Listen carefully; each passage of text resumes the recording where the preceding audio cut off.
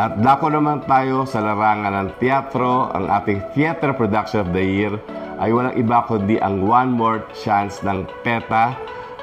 Ang One More Chance, if it's familiar with you, ito yung pelikula syempre ni Bea Alonzo at saka ni John Lloyd Cruz na talagang super hit sa takilya, pero ginawa itong musical ng PETA.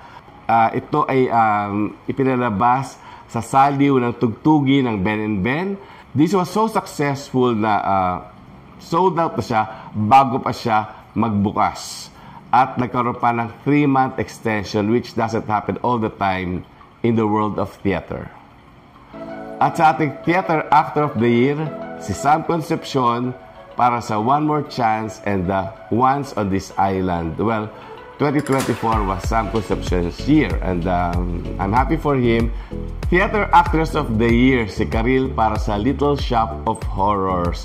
Mahusay naman talaga siya, hindi lang as a noontime show host, kundi magaling din na singer and stage actress. Kaya congratulations kay Karil. I'm very happy for you.